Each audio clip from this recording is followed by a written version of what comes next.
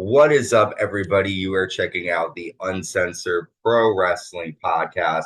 I'm your host, The Hot Commodity, joined by my very own personal hot commodity. And we are covering all things Attitude Era Season 3.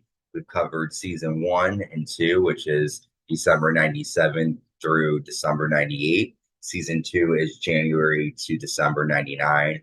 And now we are in the year 2000, a new millennium.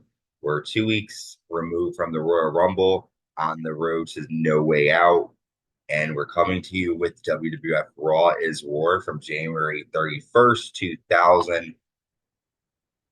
There you go. Live in Pittsburgh, Pennsylvania, the last WWE show of January of the month. And we've got some decent stuff that happened on this episode of Raw that we're going to cover it all. But how are you feeling going into this episode of Raw? How did you like this episode, without going too deep in I don't know what one we're on. I forget. Raw's War. So we're on the Radicalz debut, I'll say. Good. I'm ready to go. Good. Let's do it. I hope the fans are as enthusiastic As me. as you are about it. But we open Raw with the tag team titles on the line. The tag team champions, the New Age Outlaws, defending against Snow and Steve Blackman. Al's backstage with Steve, and he gives him an umbrella in a jacket, and he tells them their name could be Snowstorm or Snowballs. Again, Al Snow being silly with Steve Blackman here. But they got their title opportunity when Al Snow won a disqualification match. Well, he won by disqualification in a match against Mr. Ass on SmackDown. So these two teams are going to fight here on Raw. But during the match, we see the Radicalz, which are Perry Saturn, Eddie Guerrero, Dean Malenko, and Chris Benoit from WCW. They're in the crowd. And Al Snow drop kicks Road Dogg into the Radicalz. Road Dogg goes to punch, I think, Perry, and then the Radicalz attack Road Dogg. Perry lands a suplex to Mr. Ass. Eddie lands a frog splash to Mr. Ass, and then Chris Benoit hits a flying headbutt to Road Dogg, and the Radicalz make their presence felt here. What were your thoughts on seeing them here? Because I know that you probably did see them in WCW before. So yeah, I had no idea who they were. And you watched this when it was happening, right? Yeah. So did you really care at that point? I mean, it made it clear they were from WCW, but I didn't really like them at that point because I didn't like WCW people. Gotcha. So it's more just a random group of guys attacking New Age Outlaws for you than it was a WCW guy. Yeah, I didn't think they were gonna really come in, and I didn't really know what it was. And what do you think of them attacking the Outlaws? Well, at that point, it was probably the way to make the biggest splash in WWF. No pun intended. WWF. The splash that Eddie Guerrero made, for sure. And we come back from the break, and we find out that Cactus Jack was the one to invite the Radicalz here to Raw's War, and we'll see more of them backstage. Kurt Angle comes out and brags about being undefeated. He says the People's Champion is no match for the Olympic champion. Kurt Angle will take on the Rock later on. The Outlaws argue with Triple H and Stephanie McMahon Helmsley backstage about the Radicalz interfering. And then the Big Show shows up with a new haircut. Triple H calls him Gomez Adams, which is pretty funny because he does kind of look like that. And Big Show has to present eyewitness proof to Triple H that the Rock's feet touched the floor first. And the eyewitness is a security guard who claims he did see the Rock's feet touch first. But Triple H says that's not good enough.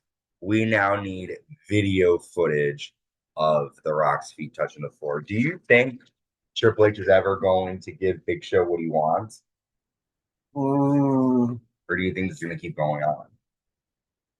Well, I think Triple H doesn't want to face the Big Show. So I think he's going to try to hold off as long as he can. And what do you think of his haircut? Was you rock? I think he looks just like Gomez. Looks like a fucking idiot. I think. He doesn't pull it off well with the mustache and And I've been thinking it doesn't really make sense that Mankind wants WCW people and WWF. Like they were trying to make it like a face move, and it's just like it's kind of dumb. Like, why would you want competitor people in I get that. WWF? I think they were trying to, and they pointed out during the show that they worked together at ECW before WCW. So it was kind of like a Yeah, throwback to both companies. But I see what you're saying. It's like, why would he randomly align himself with these guys? I get yeah. it. Makes no sense, but we'll find out later more stuff. Next up, we have D-Von Dudley with Bubba Ray taking on Christian with Edge. We've seen the Dudleys put the Hardys through tables, and then last week they did the same to Edge and Christian. However, this whole thing started when they put Terry through a table on Raw or SmackDown, I think, a couple weeks ago. But Christian gets the win after Edge super kicks D-Von Dudley, allowing Christian to land an inverted DDT. After the match, the Dudleys attack Edge and Christian until the Hardy Boyz come out and make the save. And they DDT D-Von through a table, and then Jeff Hardy lands a Swanton bomb to Bubba Ray through a table. So the Dudleys get some comeuppance after getting Don't attacked. Edge and Christian come out? They were Christian was fighting D-Von in this match, and then they attacked the Edge of Christian afterwards, and the Hardys made the save. Yeah, so it's basically the same stuff that's been going on with them. Yeah, these three They teams just all get involved with each other. It seems like the Dudleys are kind of the common enemy with the Christian and the Hardys. So. And which team do you like better so far, right?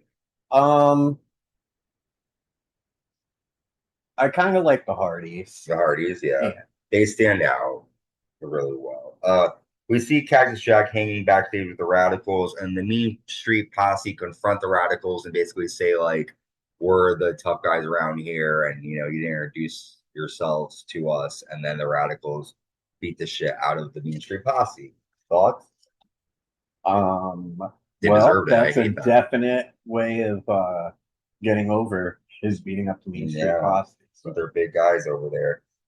Next up, the Big Show defeats Too Cool in a handicap match after a choke slam to Sky to Hardy and a power bomb to Grandmaster Sexay. After The Rock comes on the Titantron, The Rock says, somebody got a haircut. He goes, you are now a short-haired 700-pound piece of grade A monkey crap. Go back to Supercuts and get your $5 back, jabroni, which was very funny because I've gotten a Supercut haircut before and it kind of looks like that. Rock says, Kurt Angle, you run your mouth tonight. I'm going to win a gold medal for kicking your ass. So I was waiting for Big Show to come out and attack The Rock in his match, but I think he was hurt by The Rock's words and maybe went to buy a wig or get his money back. He was trying to go get his $5. That's right. Rock is always good at just playing the shit out of everybody and just doing it quick. Kurt Angle takes on The Rock next. And during the match, Angle gets on the mic and says, this is my hometown. Why are you booing me? Rock's like, it doesn't matter where the fuck you're from. Rock lands a Samoan drop, and then Kurt Angle decides to walk off, but then Taz shows up from behind Angle, tosses Angle back into the ring, allowing The Rock to land a people's elbow, and The Rock ends Kurt Angle's undefeated pin streak here in WWF.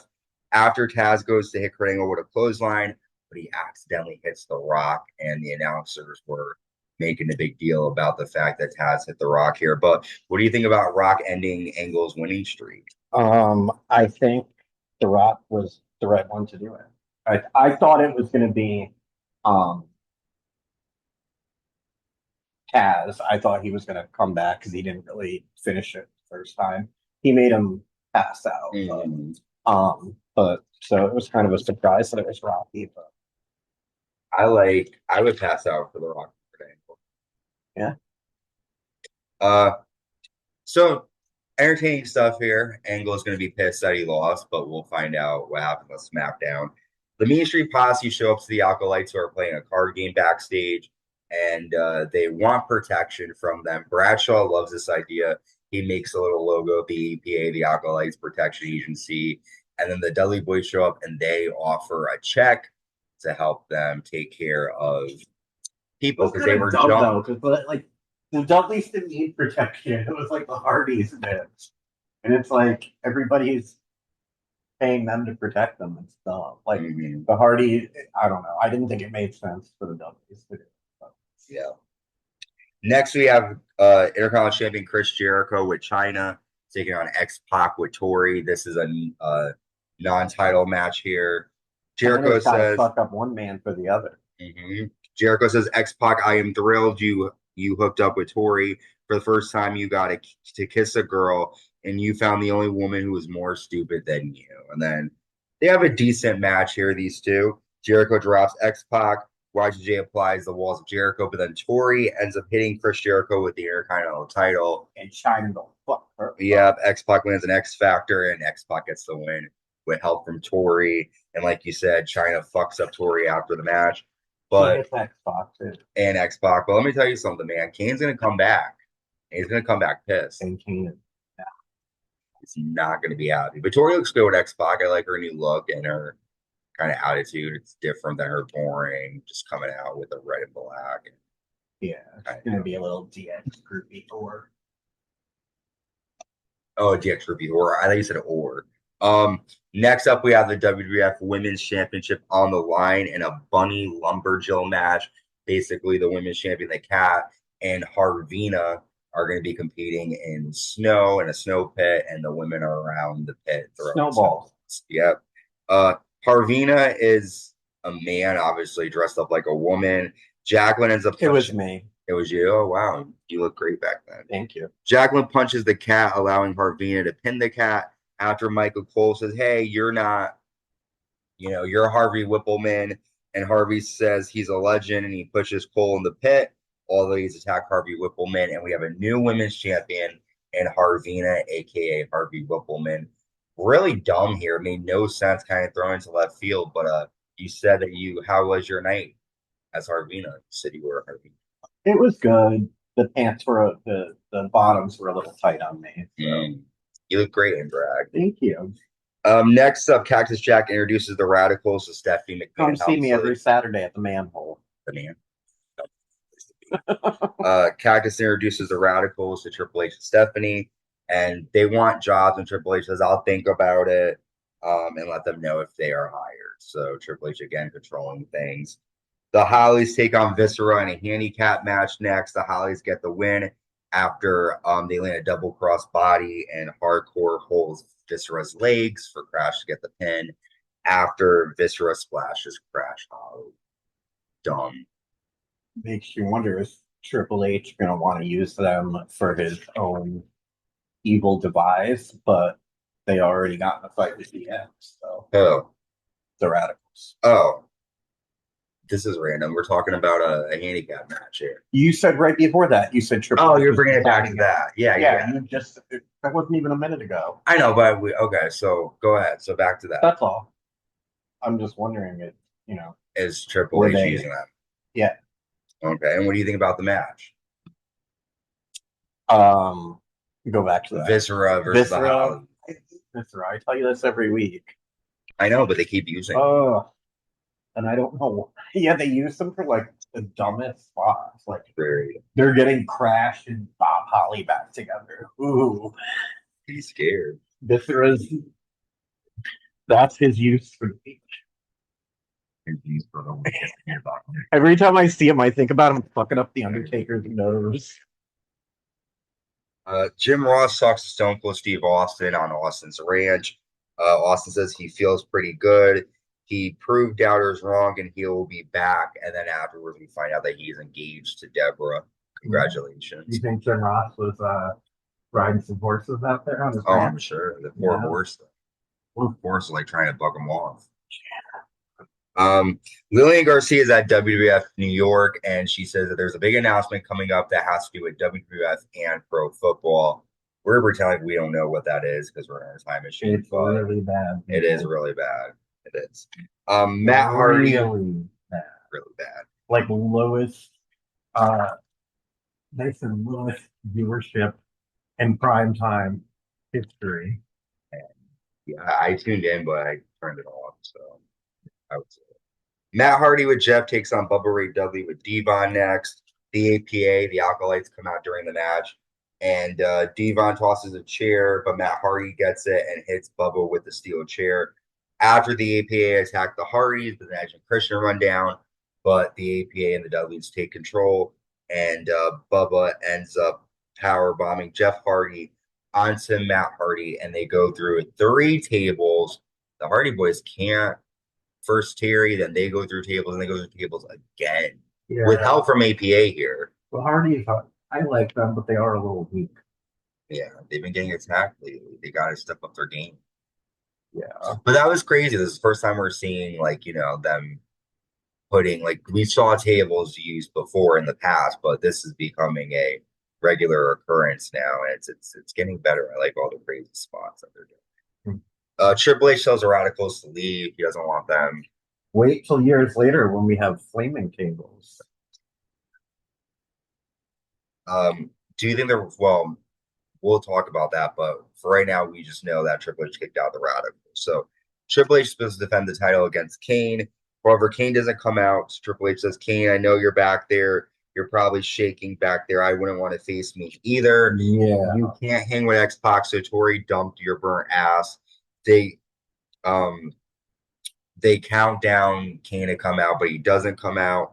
But then Cactus Jack does show up, and Cactus says, Triple H, you threw out the Radicalz. I did some thinking. Maybe I'll just forgive and forget. Then I thought about letting things go. Now I want a piece of your ass. So Cactus attacks Triple H. And then Triple H goes to leave the ring, but the Radicalz attack Triple H, and the Radicalz and Cactus Jack assault the champion, with Cactus Jack nailing Triple H with the WWF title twice, and Cactus Jack ends Raw standing bang bang bang bang, standing clear with the Radicalz with the title. What do you think of all this, and what do you think is next? You kind of had a thought that Triple H is, using the Radicalz. What do you think? Yeah, maybe, but that's probably down the line. I don't know. It's a big clusterfuck between The Rock and Triple H and Big Show and Cactus Jack. Yeah. So what do you think is going to happen on SmackDown? Radicalz are here. Angle losses. I'm sure they're gonna. Well, the only way they can really come back is either if Triple H allows it, or if they're coming back against them. So we'll see what happens. I don't know. DX might show up. Mm-hmm. Well, we've covered Raw's War from January 31st. We're going to be going into the month of February, covering SmackDown as our first show. We've got No Way Out coming out soon. We cover Raw, SmackDown, NXT, AEW. That was coming up this weekend. We've got Wrestle Dream in a couple of weeks. Until next time, stay safe and stay uncensored.